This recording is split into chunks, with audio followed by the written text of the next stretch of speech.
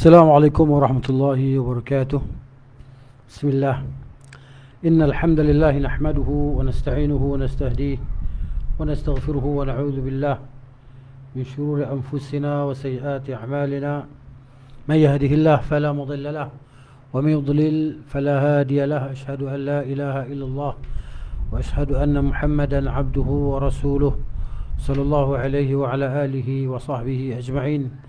رب اشرح لي صدري ويسر لي أمري واحلل عقدة من لساني يفقه قولي.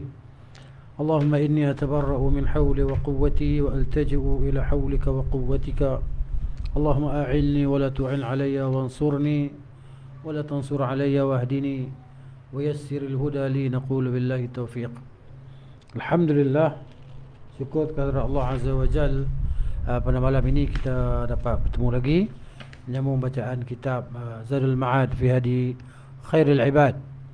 Alhamdulillah, kita masih lagi diberi kesempatan oleh Allah Azza wa Jal untuk meneruskan amal ibadah di Ashrul Awail min Syahri Dzul Hijjah, pada 10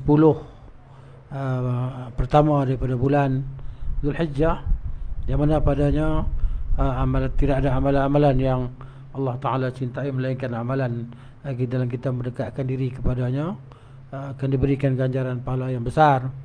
InsyaAllah Ta'ala, kalau di Malaysia kita puasa 9 Zulhijjah pada hari Jumaat, dan eloknya kita berpuasa sekali pada besok, iaitu hari Khamis insyaAllah.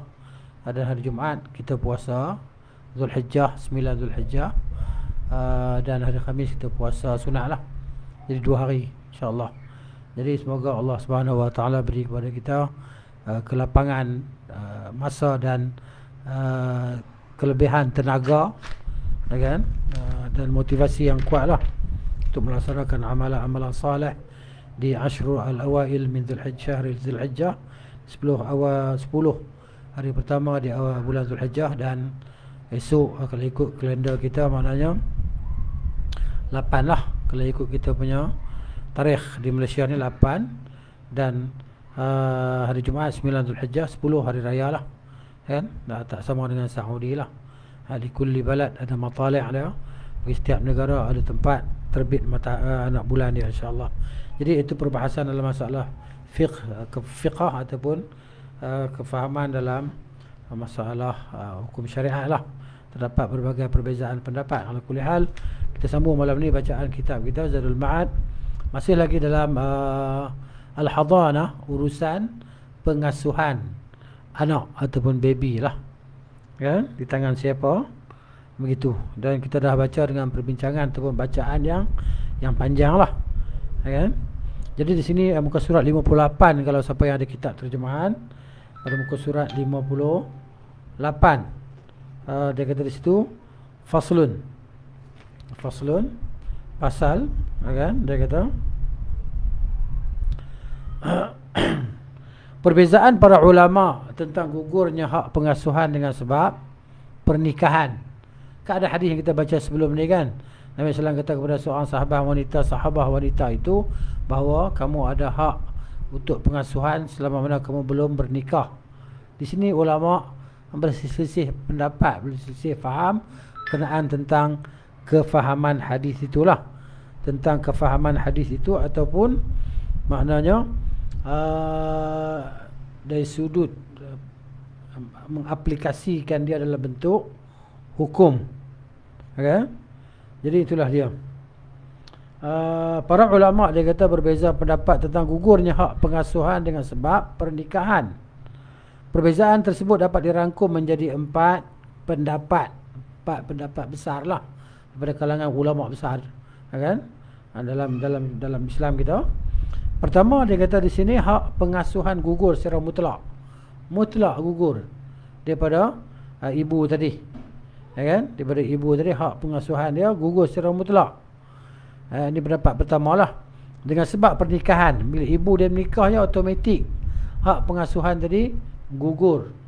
Tak boleh ke dia dah. Baik, ini pendapat yang pertama. Baik anak yang diasuh itu laki-laki atau perempuan. Ini adalah mazhab Syafi'i, Malik, Abu Hanifah, dan pendapat masyhur dalam mazhab Ahmad. Jadi 4 mazhab, maksud dia 4 mazhab bersekutu dalam perkara ini. Dan dalam mazhab Ahmad dia disebut mazhab yang masyhur, pendapat yang masyhur dalam mazhab Ahmad. Ibnu Al-Munzir berkata rahimahullah, telah sepakat atas hal ini semua yang aku kenal di kalangan ahli ilmu, kata Ibnu Al-Munzir. Ini juga yang dijadikan landasan keputusan oleh Syuraih, salah seorang qadi dalam Islam lah. Kedua, pendapat yang kedua, dia kata ia tidak gugur dengan sebab pernikahan dalam keadaan tidak dalam segala keadaan. Maksudnya secara mutlak tak gugur. Dia kahwin ke tak kahwin ke, hak pengasuhan tetap dimiliki oleh ibu tadi. Tak gugur secara mutlak. Yang tadi yang pendapat yang pertama dia kata gugur secara mutlak. Pendapat kedua dia kata tak gugur secara mutlak. Jadi maknanya ini pendapat yang bercanggah lah antara pendapat pertama dan pendapat kedua tadi kan. Jadi sebaliknya. Dalam segala keadaan maksud dia. Yakni tidak ada perbezaan dalam hal pengasuhan, hadanah, antara janda dan wanita bersuami. Mazhab ini diriwayatkan oleh Al-Hasan Al-Basri rahimahullah. Ia juga adalah pendapat Abu Muhammad Ibn Hazm Al-Zahiri rahimahullah. Itu pendapat yang kedua, tidak gugur secara mutlak. Pendapat pertama gugur secara mutlak. Pendapat ketiga pula, baik, dia ada perincian. Apabila anak yang akan diasuh adalah perempuan, maka pengasuhan tidak menjadi gugur dengan sebab pernikahan ibunya. Ini kalau anak perempuan kan, tak gugur dengan sebab ibu dia menikah. Ini pula pendapat ketiga. Tapi jika anak yang diasuh adalah laki-laki, maka hak pengasuhan menjadi gugur. Ada bezakan pula di antara anak laki-laki dan anak perempuan. Kalau anak perempuan tak gugur, anak laki-laki gugur hak dia. Ini merupakan salah satu riwayat daripada Imam Ahmad, juga satu riwayat dalam mazhab Imam Ahmad rahimahullah. Dan dinyatakan secara tekstual dalam riwayat Muhanna bin Yahya Asy-Syami.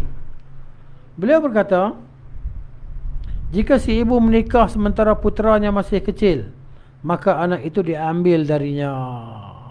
Ini pendapat ni. Anak laki-laki ya. Dikatakan kepadanya, apakah anak perempuan? Orang tanya dia, tanya Muhammad bin Yahya ni, apakah anak perempuan sama dengan anak laki-laki? Beliau menjawablah, tidak, anak perempuan tetap bersama ibunya hingga berusia 7 tahun. Hingga berusia 7 tahun. Berdasarkan riwayat ini, apakah anak perempuan tetap bersama ibunya hingga 7 tahun atau sampai dia balik? Ada 2 riwayat pula tentang ni. 2 riwayat daripada ulama. Jadi Ibnu Abi Musa berkata, dinukil dari Imam Ahmad rahimahullah bahawa ia lebih berhak untuk mengasuh anak perempuan. Dia lebih berhak untuk mengasuh anak perempuan meski ia telah menikah sampai anak itu balik. Ini pendapat yang ketiga.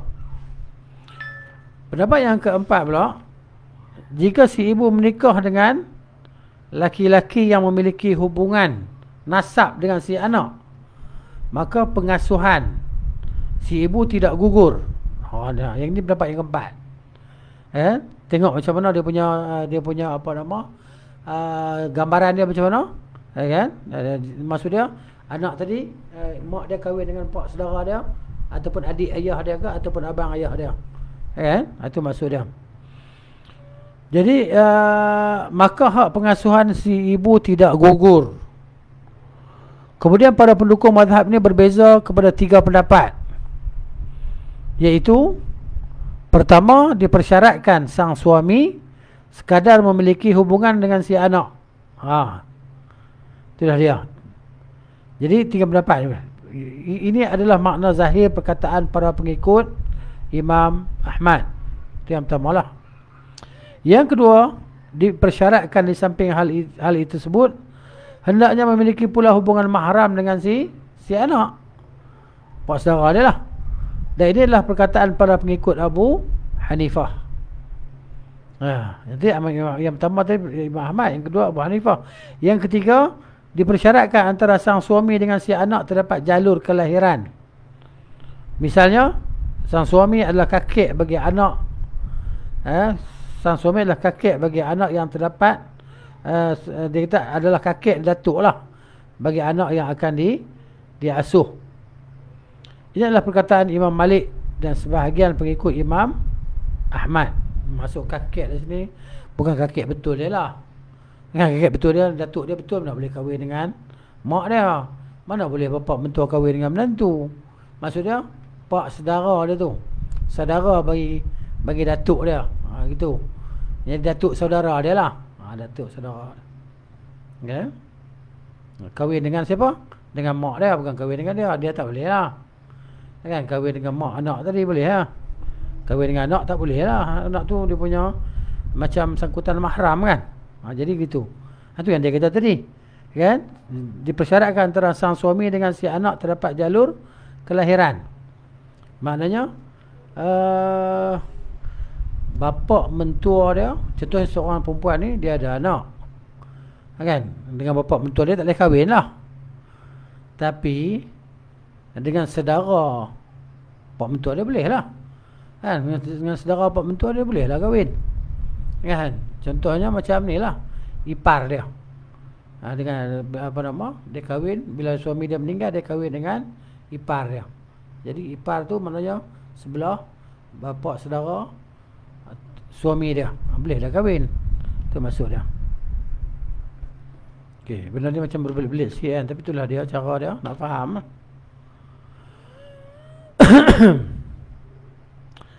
Kemudian dia kata sini, ini adalah perkataan Imam Malik dan sebahagian pengikut Imam Ahmad. Demikianlah perincian mazhab dalam masalah ini. Jadi maknanya Ibn Qayyim di sini sebut dalam kitab dia dengan detail lah, penyebutan yang detail. Kemudian hujah mereka yang menggugurkan hak pengasuhan secara mutlak dengan sebab pernikahan. Okey. Sekarang ni kita tengok tadi yang pertama tadi kan. Pertama mereka yang kata gugur secara mutlak hak pengasuhan bila ibu tu dia kahwin. Okey, jadi ini hujah mereka lah. Ini hujah mereka. Dia kata adapun mereka yang menggugurkan secara mutlak hak pengasuhan dengan sebab pernikahan. Adapun mereka yang menggugurkan secara mutlak hak pengasuhan secara pernikahan. Mereka memiliki 3 hujah. Ada 3 hujah, iaitu pertama hadis Amr bin Shu'aib yang telah terdahululah. Hadis yang ketika Nabi kata kamu berhak untuk mengasuh selama mana kamu belum berkahwin. Itu ada hadis Amr bin Shu'aib. Itu hujah yang pertama lah. Yang kedua, kesepakatan para sahabat atas hal itu.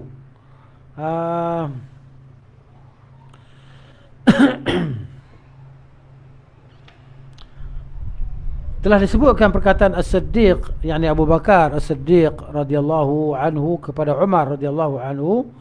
Dia kata apa? Dia, yakni si ibu, lebih berhak terhadap si anak itulah selama dia belum nikah, yakni ibu tu belum nikah, serta persetujuan Umar terhadapnya. Lalu tidak ada sama sekali yang menyelisihi keduanya, iaitu Abu Bakar dan Umar radhiyallahu anhuma dalam hal itu daripada para sahabat lah.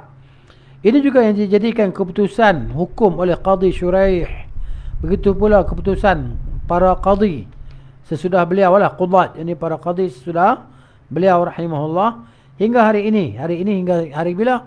Hari ketika Ibn Qayyim lah tulis buku ni, Qurun yang ke-8 Hijrah tu, di semua waktu dan setiap negeri.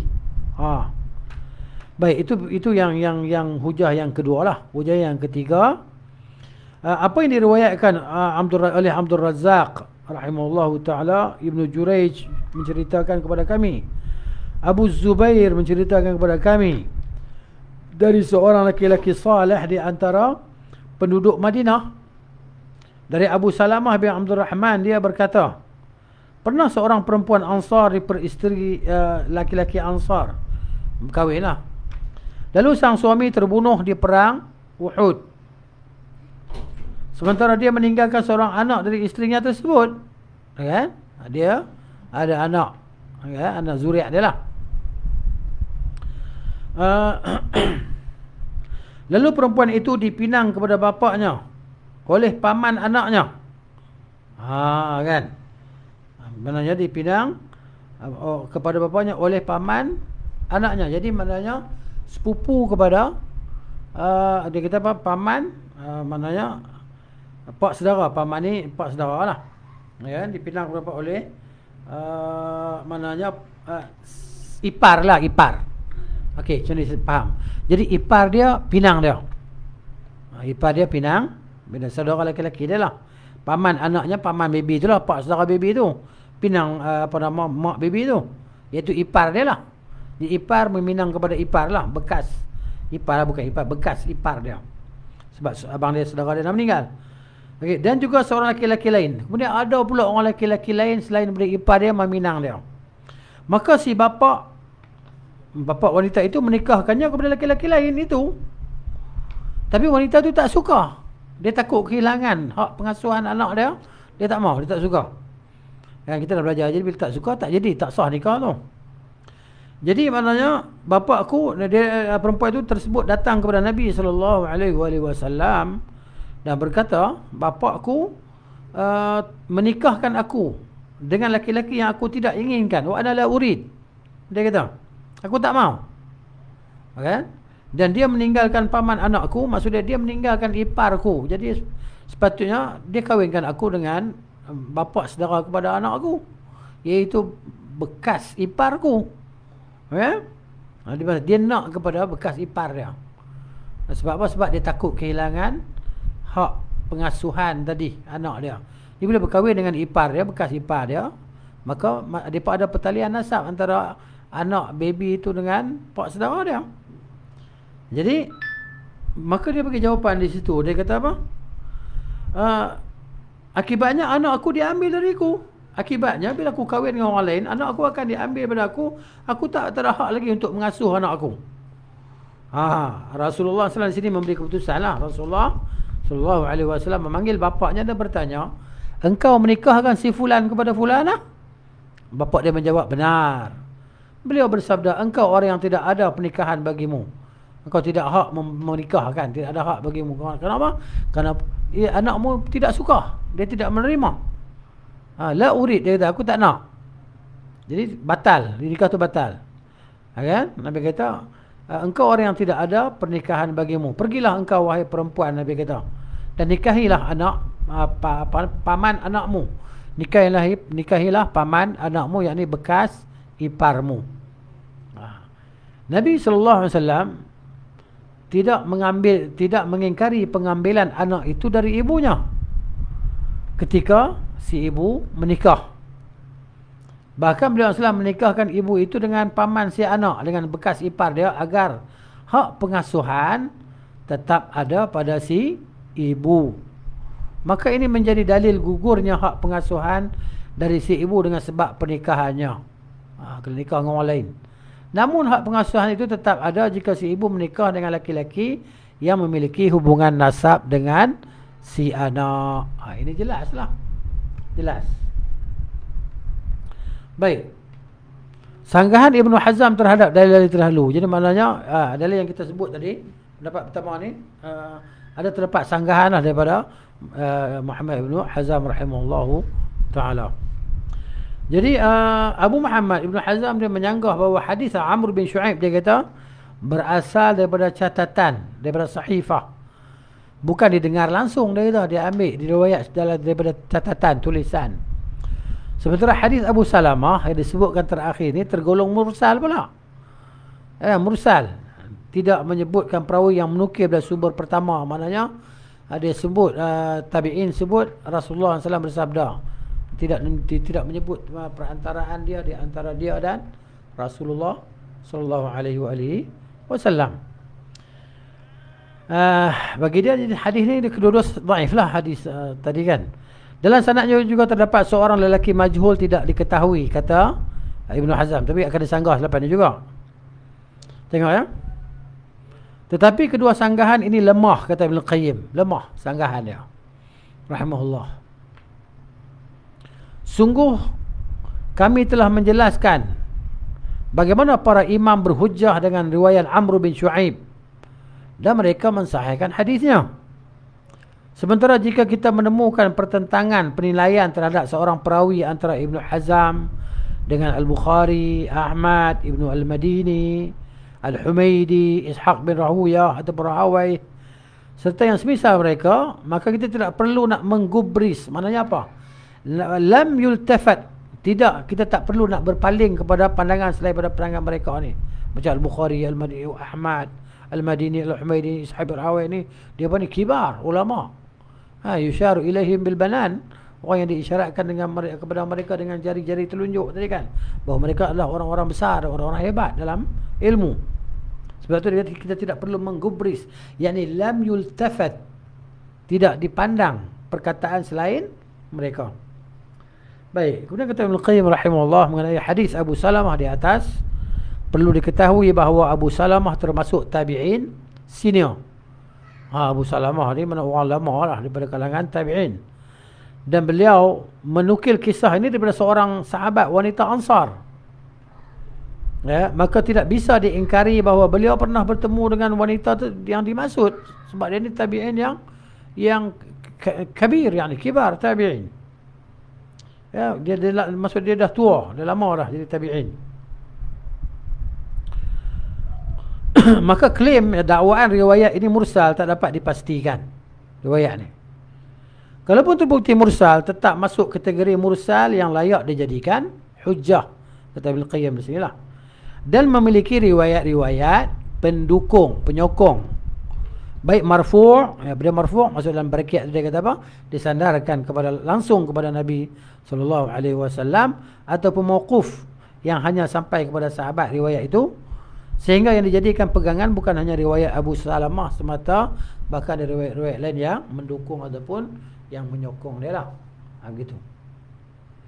Baik, ada pun yang beliau maksud perawi majhul, tidak diketahui. Beliau ni merujuk kepada Abu Muhammad bin Hazm lah, rahimahullah, kata Ibnu Qayyim di sini. Kata Ibnu Qayyim, ada pun yang beliau yakni Abu Muhammad bin Hazm maksud perawi majhul tidak diketahui adalah laki-laki saleh yang telah dipersaksikan oleh Abu Zubair akan kesalahannya. Tentu saja persaksian ini tidak menjadikan laki-laki itu diketahui keadaannya, kata Ibnu Qayyim. Namun perawi majhul jika dinyatakan memiliki sifat adalah ni sifat adil lah, adalah sifat adil, udul, oleh perawi thiqah, maknanya dinyatakan oleh perawi yang thiqah, maka dia telah menyandang gelar tersebut. Bila perawi thiqah kata dia tu adil, maka dia automatiklah terima gelaran tersebut. Meski pernyataan ini hanya berasal daripada satu orang sahaja, menurut pendapat paling kuat di antara dua pendapat yang ada. Bila seorang thiqah yang telah menyaksikan keadilan dia adalah seorang perawi itu, maka diterimalah keadilan dia tadi. Maksudnya dia orang yang adil dalam meriwayatkan hadis, maksud dia. Baik. Kemudian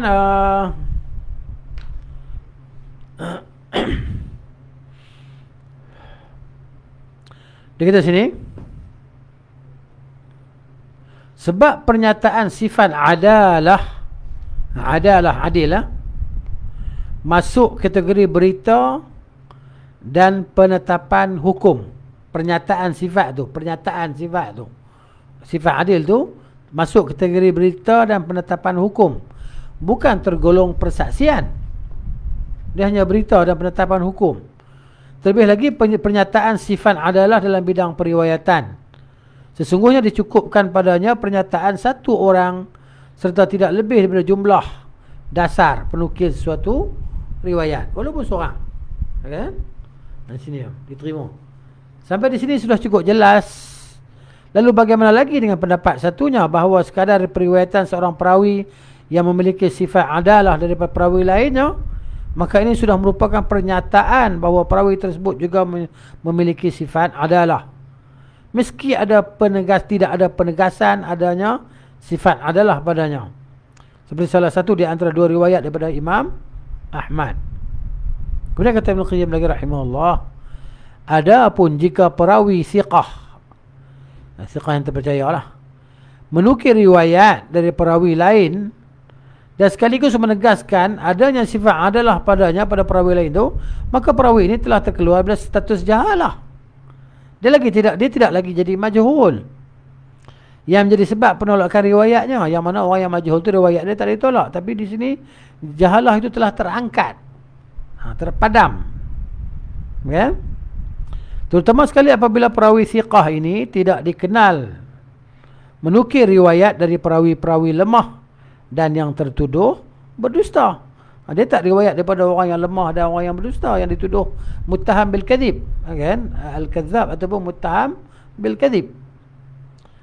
Sementara Abu Zubair meski biasa melakukan tadlis, penyamaran riwayatan. Tadlis ni apa? Tadlis ni makna dia apa? Macam ni lah, kita mudah, kan? Maksudnya kita nak mudah nak cerita tentang tadlis tu apa. Jadi tadlis ni dia, maksud dia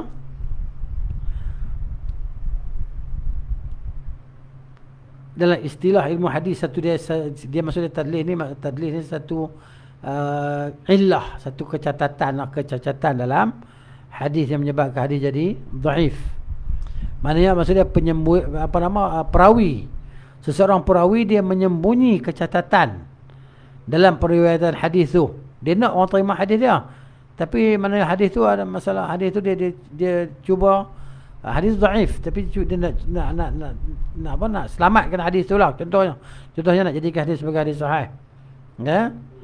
Jadi diriwayatkan hadis tu dengan cara yang boleh timbulkan sangkaan orang bahawa hadis tu sahih, padahal hadis dhaif.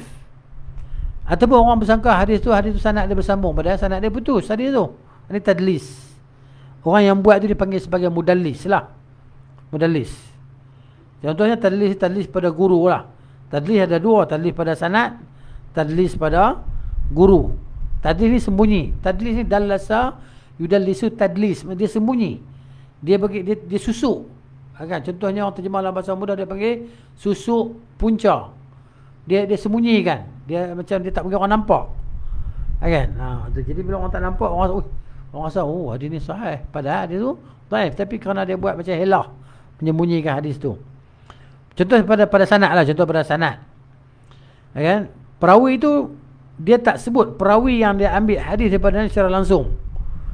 Sebab perawi itu mungkin orang tu dhaif. Tapi dia tak guna nama yang masyhur, dia guna nama orang yang tak kenal dia. Biasanya perawi itu dikenal dengan nama dia, tapi dia gunakan nama samaran yang orang tak kenal dia. Bila sebut Abu Muhammad seperti dia Abu Muhammad. Tapi kalau sebut nama dia yang terang-terang jelas, orang kenal kawan tu. Tapi dia guna nama samaran terhadap orang tu untuk macam mengelabui orang lah. Ya. Dia kata, sebab tu dia kata apa? Saya nak cerita sikit lah tentang tadlis dalam bab hadis ni. Kita belajar kan bab ilmu hadis ni, ilmu yang seni lah, dia panggil ilmu seni kan. Ilmu seni yang agak mendalam lah. Tapi cerita sikit tentang tadlis pada hadis tu. Dia panggil, dia adalah kecatatan pada hadis, dan hadis tu adalah hadis yang dhaif lah. Ya, hadis yang ditadliskan adalah hadis yang dhaif. Cuma saya nak pergi kepada pendetilan, tapi saya rasa tak perlu kot. Cuma kita faham dia punya, dia panggil apa, kepala dia. Kita faham kepala dia, ataupun kita faham secara umum lah macam tu. Okay? Jadi maknanya tadlis adalah merujuk kepada penyembunyian kecacatan dalam periwayatan hadis oleh perawi, sama ada pada sanad ataupun pada guru dia. Itu secara ringkas lah. Kalau detail kena belajar mustalah hadis lah. Ini secara ringkas. Bila disebut tadlis ni, saya kena sebut lah, nanti tuan-tuan tak tahu pula apa benda tadlis ni apa benda. Jadi itulah dia sedikit itulah.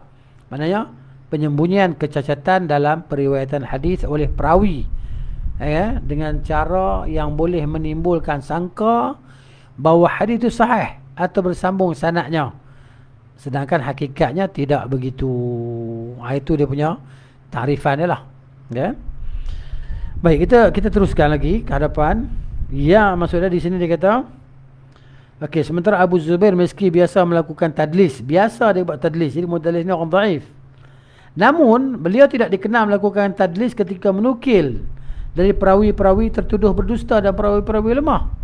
Dia sebut bila dia tak sebut bila maknanya pada perawi-perawi yang lemah tadi, dia akan sebut terang-terang siapa perawi tadi. Bahkan tadlis yang beliau lakukan masuk jenis tadlis yang biasa dilakukan oleh para ulama salaf. Ya, mereka tidak biasa melakukan tadlis ketika menukil riwayat daripada para perawi tertuduh berdusta atau memiliki cacat. Cumanya dia buat tadlis pada kalau ulama salaf dulu pada perawi yang siqah. Cumanya dia sebut contoh nama yang tak begitu terkenal tapi dia orang yang siqah. Bila orang cek, oh hadis ni syekh oleh Syekh fulan. Tapi Syekh fulan tu siqah. Tapi cumanya penggunaan nama tu mungkin kebiasaannya orang guna nama dia, orang tak guna gelaran dia. Ada orang yang dikenal dengan gelaran dia, ada orang yang kenal dengan nama dia. Macam Abu Hurairah sahabat Nabi kan, orang tak kenal nama dia.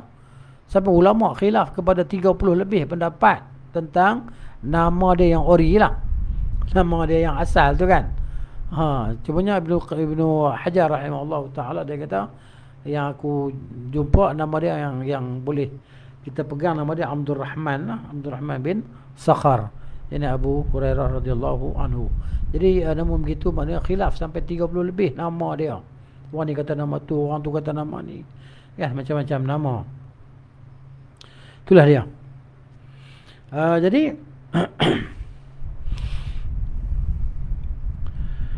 okay, dia kata hanya saja tadlis seperti ini yang banyak terdapat di kalangan ulama yang datang ke belakangan mutaakhirin lah. Tadlis hadis yang dhaif ni kan. Maksudnya cuba menyembunyikan hadis dhaif tadi supaya orang sangka hadis itu sahih, ni dilakukan oleh kebanyakan yang datang kemudian mutaakhirin ni. Begitu. Mutaakhirin. Kemudian kita tengok hujah Ibn Hazm lah yang menyatakan hak pengasuhan tidak gugur dari ibu dengan sebab pernikahannya. Ibn Hazm disebut hujah pula. Bila ibu menikah tak gugur ya, hak pengasuhan dia. Abu Muhammad Ibn Hazm berhujah mendukung pendapatnya menggunakan riwayat yang beliau kutip daripada jalur Al-Imam Al-Bukhari rahimahullah daripada Abdul Aziz bin Shuhaib dari Anas. Dia berkata Rasulullah SAW datang ke Madinah.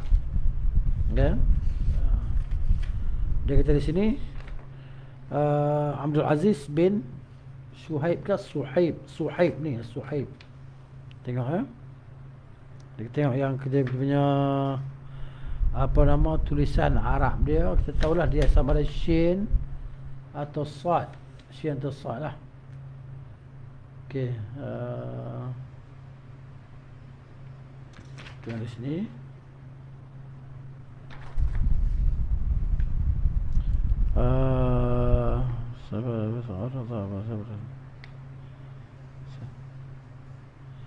Okey, dia kata Salah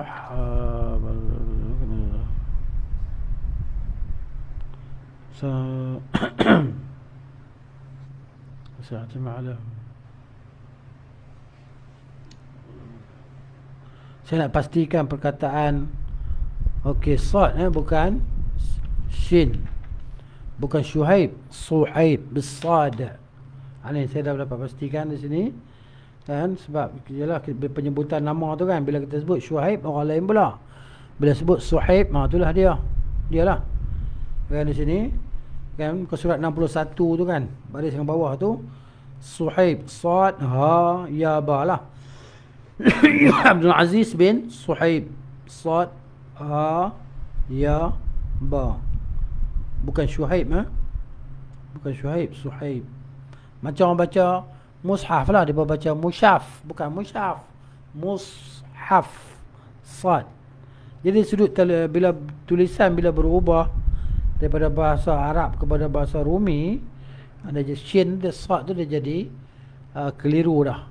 Cumanya kalau kita buat kan apa transliterasi, tulisan transliterasi ni sad, dia gunakan perkataan S titik di bawah. S titik di bawah, jadi kita orang tahu lah. Kan? Kalau Shin, Sha, S, Ish. S, Ish. Itu kalau transliterasi lah, orang tulis tesis apa semua tadi kan. Tulisan akademik. Dia ada dia ada macam itulah, sort tu macam sort S titik di bawah, jadi sort lah. Jadi Abdul Aziz bin Suhaib dari Anas, dia berkata siapa kata? Anas berkata lah, Rasulullah SAW datang ke Madinah dan beliau tidak memiliki pelayan. Pelayan ni dia hamba lah. Maka Abu Talhah mengambil tanganku. Aku ni siapa dia? Anas lah. Abu Talhah ni siapa? Pak tiri dia lah. Pak tiri dia kan, bapak dia Malik tu dah lari dah jadi Kristian, lari ke Syam, Tanassara. Dia tak suka dakwah Nabi SAW, dia tinggalkan anak bini dia, lari pergi ke Syam, dia masuk agama Kristian lah. Jadi mak dia, jadi maknanya mak dia tu jadi janda. Maka Abu Talhah datang pinang lah. Abu Talhah tadi musyrik kan, jadi maknanya jadikan Muslim jadikan mas kahwin dia dengan Islamnya Abu Talhah tu sebagai mas kahwin dia. Jadi kata Anas, maka Abu Talhah mengambil tanganku radhiyallahu anhu, lalu membawaku kepada Rasulullah sallallahu alaihi wasallam. Beliau berkata, wahai Rasulullah, sungguh Anas seorang anak yang cerdas, yang bijak, yang berakhlak, ya, maka hendaklah dia menjadi pelayanmu. Beliau berkata, Anas kata, aku pun melayani beliau sallallahu alaihi wasallam ketika safar maupun mukim. Mana dia melazimi Nabi SAW, dan Nabi doakan untuk dia kan, doa keberkatan sehingga harta dia banyak, anak dia ramai, anak sampai dikatakan anak dia 100 orang macam tu. Anas bin Malik ni kan, doa berkat daripada doa Nabi SAW, dan harta dia melimpah sampai dia, mungkin dia tak kenal sebahagian pada anak dia, ramai sangat anak dia. Jadi lalu disebutkan hadis lengkapnya lah, dia panjang. Abu Muhammad berkata, Abu Muhammad bin Hazam rahimahullah, perhatikanlah bagaimana Anas berada dalam pengasuhan ibunya sementara ibunya telah memiliki suami. Nampak tak? Iaitu Abu Talhah adalah hal dan hal itu diketahui Rasulullah sallallahu alaihi wasallam. Tengok kan macam mana hujah dia. Dia punya argumen dia kan, hujah dia macam mana. Tapi tengok, mesti ada sanggahan, mesti ada cara untuk menyanggah lah kan. Begitu. Sungguh cara penetapan dalil ini berada di puncak keruntuhan. Ibn Qayyim kata rahimahullah, sungguh cara penetapan dalil ini berada di puncak keruntuhan, sementara hadis itu sendiri berada di puncak kesahihan. Tengok macam mana dia susun bahasa dia ataupun susun ayat dia. Saya nak tengok dalam bahasa Arab dia tulis macam mana. Ya? Tengok di sini. Dalam bahasa Arab dia kata apa? وهذا الاحتجاج, kata Ibn Qayyim rahimahullah, وهذا الاحتجاج في غاية السقوط. Maknanya fi ghayah ni maksud dia hujung kejatuhan maksud dia. Kan? Di hujung kejatuhan maksud dia memang jatuh sungguh lah. Memang macam mana pun dia pasti jatuh lah begitu. Wal khabaru fi ghayati sahih, sedangkan hadis ni sangat sahih. Hadis ni amat sahih hadis ni. Tapi pendalilan dia tak betul. Kata Ibn Qayyim, dia bantai Ibn Hazam dalam pendalilan di sinilah. Ya. Tengok. Baik. Sebab tidak seorang pun di antara kerabat Anas yang keberatan atas hal itu. Tak ada siapa nak berebut Anas pun. Tak ada siapa pun, kata Ibn Qayyim. Tak ada di antara mereka yang mempersengketakan ibu si Anas kepada Nabi SAW. Di saat Anas masih bocah kecil, belum tumbuh gigi. Okay? Belum bisa makan dan minum sendiri, serta belum bisa membezakan baik dan buruk, sedangkan ibunya telah bersuami lagi. Sekiranya ini terjadi, lalu Nabi SAW tetap memutuskan hak pengasuhan kepada ibu si Anas, maka penetapan dalil yang dikemukakan oleh Ibn Hazam, okay? Dapat diterima. Dia kata dapat diterima ke tak dapat diterima. Okay? Tengok. Tengok. Okey, walam ya'kul wa lam yashrab wahda wa lam yumayyiz wa ummuhu muzawwaja فحكم به فحكم به لأمه وإنما يتم استدلال بهذه المقدمات كلها. Okey. وإنما يتم الاستدلال, maksudnya cukup pendalilan ni dengan mukaddimah ini, dengan pendahuluan inilah dia kata bihadil muqaddamat, dengan segala mukaddimah ni, segala pendahuluan ni dia kata cukup sempurna nak jadi dalil dia kata. Kan, maka penetapan dalil di muka ulil mazhab dapat diterima. Tapi kan di sini dia kata wa inna ma yatimul istidlal bihadhihi al muqaddamat. Kan dia kata segala mukaddimah hadis ni yang disebut di sini, dia kata muqaddamat ni hadis-hadis yang kita sebutlah tentang Anas ni, dia kata okey, sempurnalah pendalilan dia. Kita di sini macam lain sikit terjemahan dia, tak apa. Akan tetapi bagaimana hal itu terjadi, kita tengok. Akan tetapi dia kata bagaimana hal itu terjadi sementara ketika Nabi SAW datang ke Madinah, usia Anas telah mencapai 10 tahun dan dia tinggal bersama ibunya. Ketika ibunya menikah dengan Abu Talhah, maka tidak ada seorang pun di antara kerabat Anas, pak-pak saudara dia lah, yang datang mempersekentarkan ibunya dalam hal pengasuhan terhadap dirinya, seraya mengatakan engkau telah menikah, maka tidak ada lagi hak pengasuhan bagimu. Tak ada orang yang kata macam tu dekat dia. Dan aku hendak mengambil alih hak pengasuhan darimu. Tak ada orang yang cakap macam tu. Tidak diragukan lagi, bukanlah perkara haram bagi perempuan bersuami untuk mengasuh anaknya. Kan? Bukan haram. Jika terjadi kesepakatan antara dirinya dan suaminya serta kerabat-kerabat si anak. Namun tidak diragukan pula bahawa ini tidak wajib. Tidak wajib. Bahkan tidak boleh memisahkan seseorang anak dari ibunya meski telah menikah selama tidak ada pemilik lain atas hak pengasuhan yang keberatan serta menuntutnya. Berhujah dengan kisah ini termasuk cara berhujah yang paling jauh daripada kebenaran dan sangat kaku, kata Ibn Qayyim. Semisal dengan ini hujah mereka bahawa Ummu Salamah ketika menikah dengan Rasulullah SAW, maka pengurusannya terhadap anaknya tidak gugur. Bahkan dia terus dalam mengasuhnya. Ini kita kata Ummu Salamah. Kita tengok teks asal dia kata apa? Okey, mana tadi? Yalah Ummu Salamah yang kahwin dengan Nabi sallallahu alaihi wasallam kan, selepas kematian Abu Salamah. Wa nadhiru hadha aidan. Cerita sama dia kata. Cerita sama macam kisah Anas tadi, ya, bahawa mereka berhujah bahawa Ummu Salamah ketika dia berkahwin dengan Rasulullah tidak gugur hak pengasuhan dia terhadap anak dia Salamah. Bahkan pengasuhan dia berterusan. Kan? Maka sungguh pelik, kata Ibn Azam, sungguh pelik Ibn Qayyim kata, mereka yang faya ajaban man alladhi naza'a Ummu Salamah fi waladiha. Dia kata pelik sungguhlah, siapa yang pernah pergi berebut dengan Ummu Salamah untuk ambil anak dia? Kan? Yang mana sedangkan Ummu Salamah tu berada dalam asuhan Nabi sallallahu alaihi wasallam, yakni Salamah tu anak kepada Ummu Salamah tu. Okey. Tengok di sini. Dia ambil contoh kisah Ummu Salamah pula. Selain kisah Ummu Sulaim tu kisah Anas tadi lah.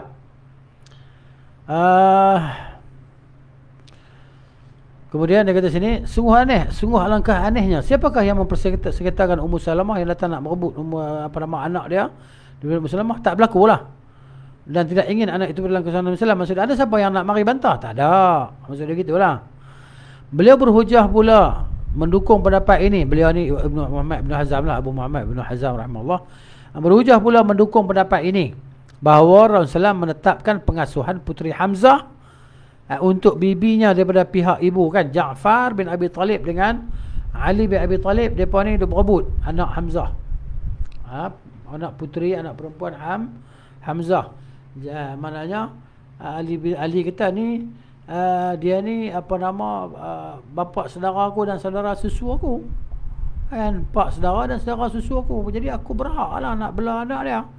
Ja'far kata tak, isteri aku mak saudara, isteri aku saudara perempuan kepada mak dia, kan, jadi isteri aku ni maknanya berhak lah untuk jaga anak Hamzah ni, anak perempuan Hamzah ni. Jadi Nabi putuskan hukum tu bahawa anak itu dijaga oleh isteri Ja'far.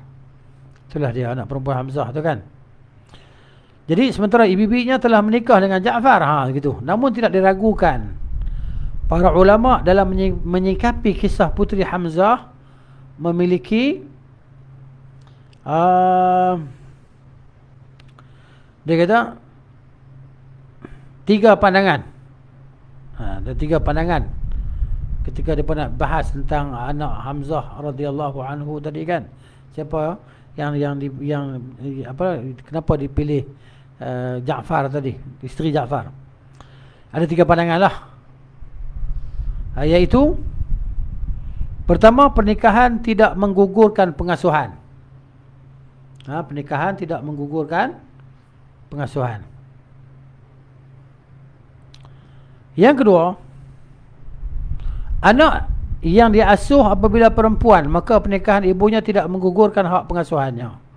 Namun pernikahan menggugurkan hak pengasuhan apabila anak yang diasuh adalah seorang laki-laki. Tengok macam mana dia faham dalil kan. Jadi dalil hadis sebut macam tu. Jadi anak kepada Hamzah tu perempuan, maka dia buat keputusan bahawa kalau perempuan jadilah. Tapi kalau lelaki tak jadi kan, sebab tak disebutlah hadis tu. Itu pendapat yang kedua. Lalu yang ketiga, bahawa suami jika memiliki hubungan nasab dengan anak yang diasuh, kan, maksudnya pak saudara dia lah, pak saudara baby tu, maka hak pengasuhan ibunya tidak gugur. Namun jika tidak demikian, nescaya hak pengasuhan menjadi gugur. Maka berhujah dengan kisah ini untuk menunjukkan pernikahan tidak menggugurkan hak pengasuhan secara mutlak belum bisa diterima kecuali setelah membatalkan 2 kemungkinan lainnya. Ni. Baik, pergi pula pada fasal lain pula. Dia kata fasal khususnya wa qada'uhu sallallahu alaihi wasallam bil walad li ummihi wa qawluhu anti ahaqqu bihi ma lam tankihi. Itulah perkataan tu. Ketetapan beliau sallam bahawa pengasuhan anak untuk ibunya, dan sabdanya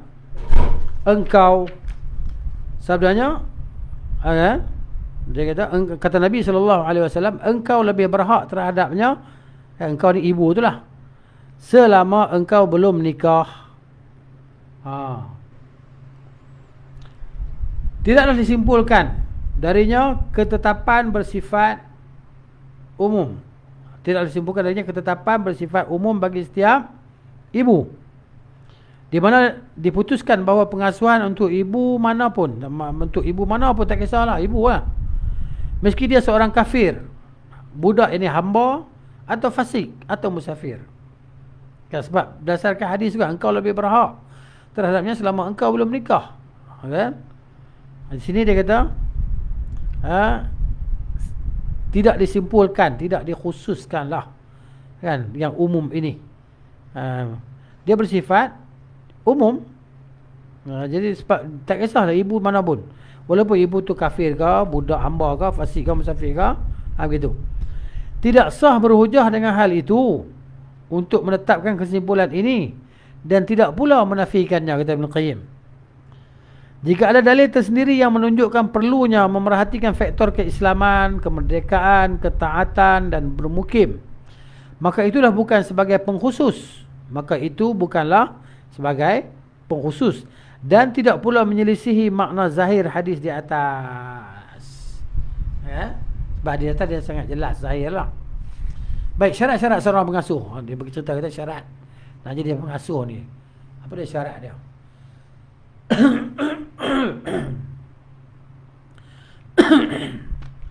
Seorang pengasuh dipersyaratkan padanya 6 perkara, kata Ibn Qayyim rahimahullah.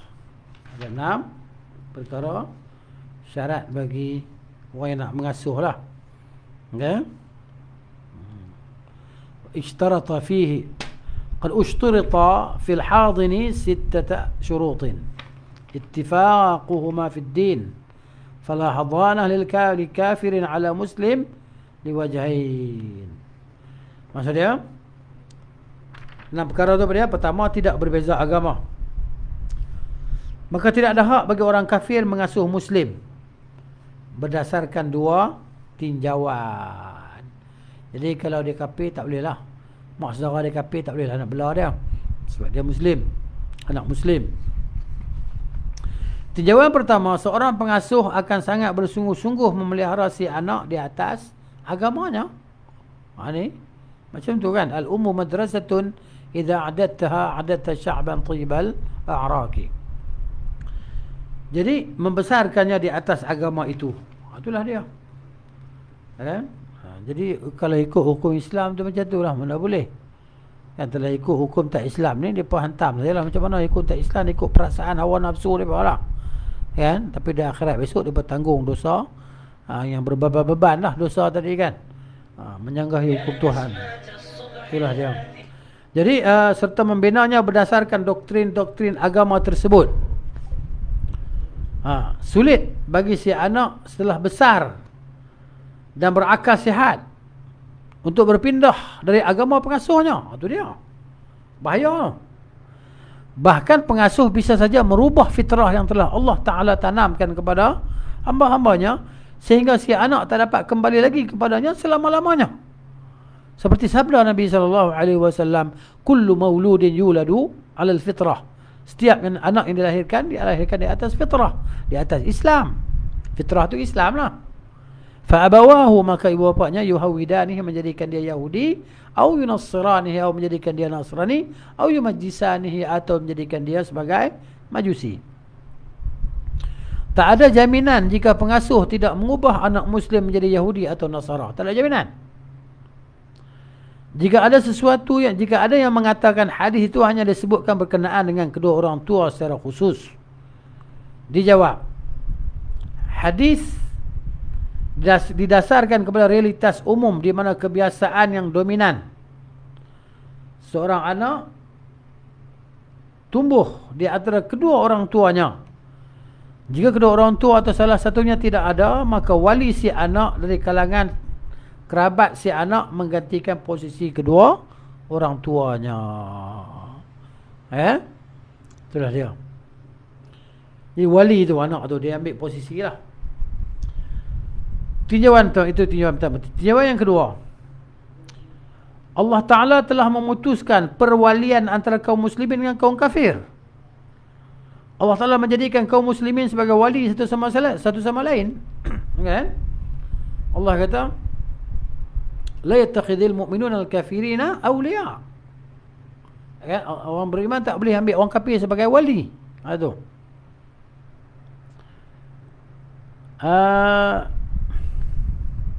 Dan demikian pula kaum kafir menjadi wali satu sama lain. Sementara pengasuhan merupakan sebab perwalian paling kuat yang diputuskan Allah Ta'ala di antara kedua kelompok itu. Kemudian kata Ibn Qayyim rahimahullah Ta'ala, para ahlul ra'yi, Ibn Qasim dan Abu Thawr berkata, kan, para ahlul ra'yi ni mereka yang mengedepankan pandangan dan akal lah. Akal, pendapat mereka. Kemudian Ibn Qasim, Abu Thawr berkata, pengasuhan tetap berlaku meski pengasuh seorang kafir dan anak adalah Muslim. Ini puak kata macam ni. Mereka berhujah dengan riwayat An-Nasa'i dalam sunannya daripada hadis Abdul Hamid bin Ja'far, dari bapaknya, daripada kakeknya, datuknya Rafi' bin Sinan. Sesungguhnya dia masuk Islam, namun isterinya enggan memeluk Islam. Lalu isterinya datang kepada Nabi SAW dan berkata, putriku, dan dia telah disapih. Kan, sapih dipisah lah.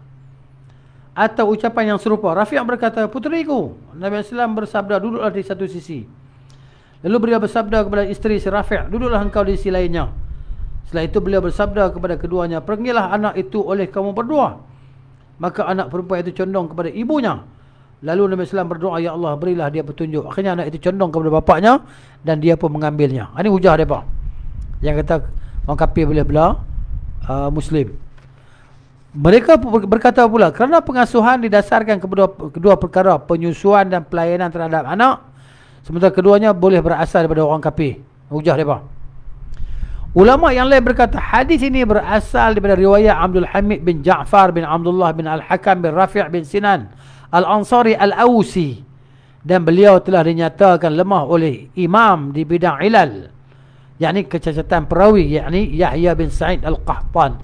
Yahya bin Sa'id Al-Qahtan, bukan Qathan, Al-Qahtan. Begitu pula Sufyan Ats-Tsauri terkadang mencelanya. Ini kan sebab dia Abdul Hamid tu. Ibnu Munzir melemahkan hadis ini, dan juga ulama selain beliau. Dia tak boleh jadi hujah lah. Tak boleh jadi hujah. Di samping itu terjadi kontroversi berkenaan kisah ini. Pada satu riwayat dikatakan anak tersebut adalah perempuan. Namun diriwayatkan lain dikatakan anak itu laki-laki. Ini kontradik. Asy-Syaikh berkata, Syekh Ibn Qudamah rahimahullah Maqdisi rahimahullah di kitab Al-Mughni, adapun hadis ini telah diriwayatkan dengan bersih berbeza, tidak dianggap akurat oleh para ahli riwayat. Dalam sanadnya ada perbincangan. Demikian dikatakan oleh Ibnu Al-Munzir rahimahullah. Kemudian hadis ini bisa saja justru dijadikan hujah tentang kebenaran mazhab yang mempersyaratkan Islam. Sebab ketika anak perempuan itu condong kepada ibunya, namun Nabi SAW memohon hidayah untuknya, sehingga si anak condong kepada bapaknya. Ini menunjukkan keberadaan anak itu bersama si kafir menyelisih petunjuk Allah Ta'ala yang dia inginkan daripada hamba-hambanya. Sekiranya terjadi anak itu tinggal bersama ibunya, nescaya bisa dijadikan hujah. Akan tetapi Allah Ta'ala telah membatalkannya dengan sebab doa Rasulnya sallallahu alaihi wasallam. Itu dia. Kemudian sungguh mengherankan, kata Ibnu Qayyim di sini rahimahullah, sungguh mengherankan mereka yang tidak mempersyaratkan Islam pada pengasuh ni. Pelik lah dia kata. Di sisi lain justru mengatakan tak ada hak pengasuhan bagi orang fasik. Orang fasik tak boleh ngasuh pula, orang kafir boleh. Tak ke pelik? Itu maksudnya.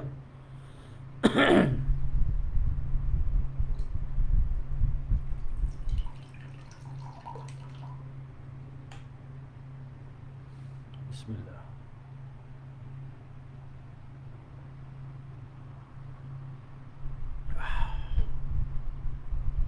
Baik. Kefasikan apakah yang lebih besar daripada kekufuran? Mana mudarat yang dikhawatirkan terjadi daripada fasik ketika si anak tumbuh menurut cara hidupnya dibanding mudarat yang dikhawatirkan daripada orang kafir? Itu dia. Ini sebagai bantahan kepada Ahlul Ra'yi Ibn Qasim dan Abu Thawr tadi lah. Syaz, pendapat yang syaz tu. Padahal yang benar tidak dipersyaratkan ketaatan pada pengasuh. Meski hal ini dipersyaratkan oleh sebahagian pengikut Imam Ahmad. Imam Syafi'i dan selain mereka mempersyaratkan ketaatan kepada pengasuh sangat jauh daripada kebenaran. Ketaatan ni kesolehan lah. Pengasuh tu mesti orang soleh. Maksudnya sangat jauh kalau nak syaratkan orang pengasuh tu soleh. Kan, itu maksud dia. Sekiranya ketaatan, kesolehan itu dipersyaratkan pada seorang pengasuh, nescaya banyak anak-anak di dunia ini tidak terurus. Kesulitan yang besar serta kesempitan akan menimpa umat. Sejak Islam datang hingga hari kiamat nanti, anak-anak orang fasik berada di antara mereka. Tidak ada seorang pun di dunia ini yang berani mengusiknya. Sementara mereka adalah kelompok-kelompok majoriti. Kapan terjadi dalam Islam pengambil alihan seorang anak daripada kedua orang tuanya atau salah satunya dengan sebab kefasikan? Bila, dia kata. Hal ini sangat sulit dan rumit dibuktikan. Kan ramai anak-anak kan yang ibu bapa dia fasik, tapi depan dia orang soleh. Itulah ada ramai anak-anak tu soleh. Begitu maksudnya. Praktik yang terus berlangsung di setiap waktu dan tempat menyelisihi pandangan yang mempersyaratkan ketaatan, yakni kesolehan pada pengasuh tu. Sama halnya dengan persyaratan ketaatan pada wali nikah. Kan orang nak jadi wali nikah tak mesti dia tu mesti soleh. Bukan jadi syarat. Dia tu ahli taat. Kerana ia terus terjadi di setiap waktu dan tempat, kota maupun dusun. Dusun ni kampung lah. Sementara kebanyakan wali itu adalah orang-orang fasik. Sungguh kefasikan itu senantiasa ada di antara manusia. Itulah dia. Di sisi lain, Nabi SAW dan para sahabatnya tidak pernah melarang orang fasik mendidik anaknya dan mengasuhnya. Begitu pula tidak melarang menikahkan orang dalam perwaliannya walaupun dia fasik. Kebiasaan menjadi saksi bahawa seorang lelaki mesti tergolong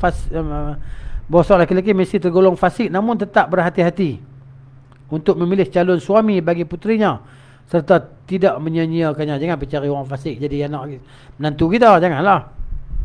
Bahkan dia bersungguh-sungguh mendatangkan kebaikan bagi puterinya itu dengan segala upayanya. Meski ada yang menyelisih hal itu, tapi relatif sedikit dibandingkan umum yang terjadi lah. Maksudnya relatif sedikit, macam benda yang berlaku tu sikit lah. Syariat mencukupkan dalam hal ini kepada nurani manusia. Tengok diri lah, kita nak pilih menantu kita, calon yang macam mana, yang fasik ke, kan, yang soleh ke, pelakon drama ke, artis ke, ustaz tahfiz ke, kan, pilih hati sendiri lah. Kalau tengok kalau yang baik, baiklah natijah dia.